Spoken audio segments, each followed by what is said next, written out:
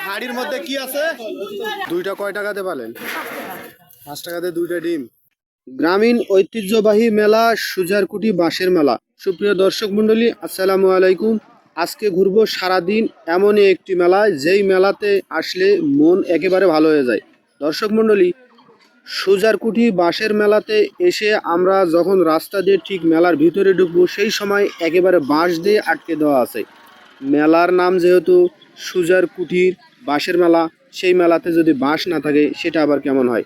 এখানে এসে আমি বাঁশের জন্য ভিতরে ঢুকতে পারতেছি না। দেখুন দর্শক মণ্ডলীর, রাস্তা কিভাবে একেবারে বন্ধ হয়ে আছে এই বাঁশ দিয়ে। এই অটো আর বাঁশ এমন করে লেগে গেছে, কেউ কাউকে ছাড় দিতে রাজি নয়। কে চিন্তা করতেছে কে কিভাবে আগে মেলার মধ্যে প্রবেশ করে। এখানে এসে দেখছি ওই বাঁশ দিয়েই কারুকাজ চলতেছে।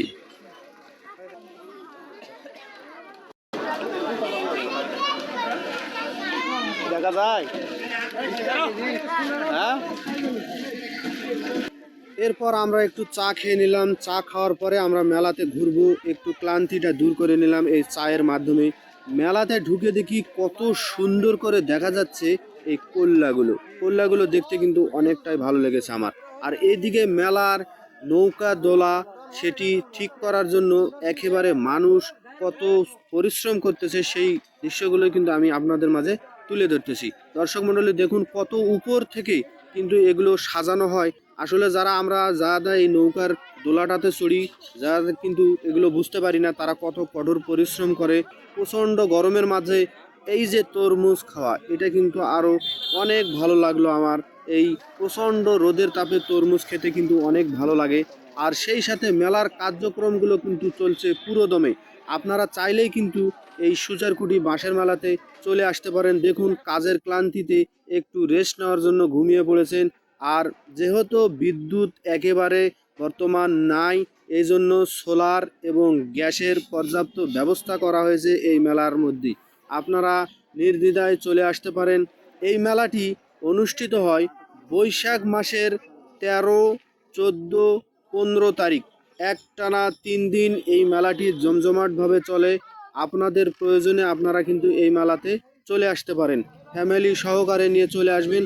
সুন্দর সুন্দর জিনিস কিন্তু এই মেলার মধ্যে পাওয়া যায়, সেগুলো আপনাদের মাঝে আমি তুলে ধরতেছি। শেষ পর্যন্ত ভিডিওটি দেখুন, তাহলে বুঝতে পারবেন কি আছে আর কি নেই।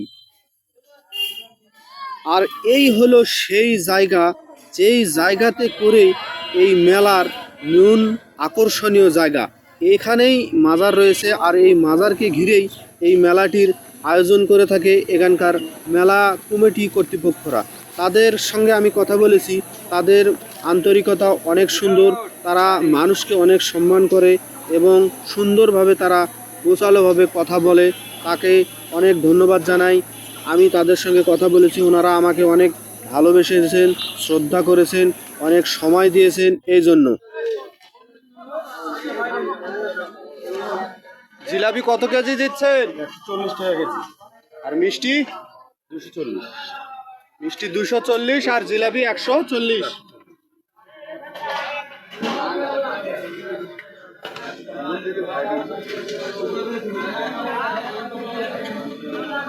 আর এই শ্বাস খাজাগুলো কত করে দিচ্ছেন? 180 180 টাকা কেজি।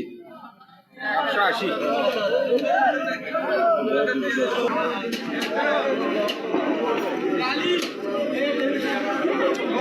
জিলাপি কত কেজি দিচ্ছেন?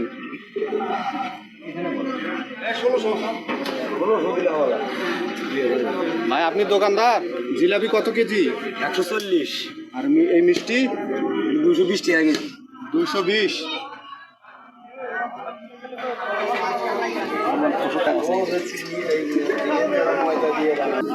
সেই প্রাচীনকালের খাবার। এই হাড়ির মধ্যে কি আছে? হাড়ির মধ্যে টক দই আছে। দেখান তো একটু।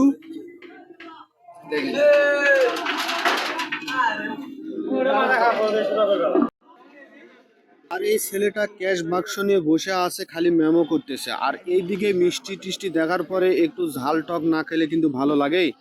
আর এইদিকে নতুন চুলা তৈরি করা হচ্ছে এই ভাজা পোড়া ভাজার জন্য। আর এইদিকে চলতেছে মেলার পুরো দমে আয়োজন। আপনারা নির্দ্বিধায় চলে আসতে পারেন এখানে দেখুন পাঁপড়ের বস্তা করে রাখা হয়েছে খাবারের জন্য। এসে আপনারা নিশ্চয়ই খেতে পারবেন নির্দ্বিধায়। তাই চলে আসুন আজকে এই মেলাতে।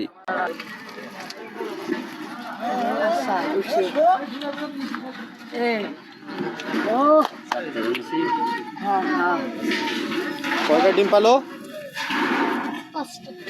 হ্যাঁ, দুইটা কয় টাকাতে পালেন? 5 টাকাতে দুইটা ডিম, মানে লটারি উঠলে পাওয়া যায় আর কি। আর যদি না ওঠে তাহলে 5 টাকা চলে যাবে। আর এইরকম যদি মেলার ভিডিওগুলো প্রতিনিয়ত দেখতে চান, আমার পেজটি ফলো দিয়ে লাইক কমেন্ট শেয়ার করে বন্ধুত্বের মাঝে ছড়িয়ে দিবেন। শহরে যারা বসবাস করে এই গ্রামীণ ঐতিহ্যবাহী মেলাগুলো তারা উপভোগ করতে পারে না। আপনাদের এই একটি শেয়ারের মাধ্যমে তারা কিন্তু এই গ্রাম অঞ্চলের ভিডিওগুলো দেখতে পারবেন। শেষ পর্যন্ত ভিডিওটি দেখার জন্য আপনাদেরকে অনেক অনেক ধন্যবাদ। আল্লাহ হাফেজ।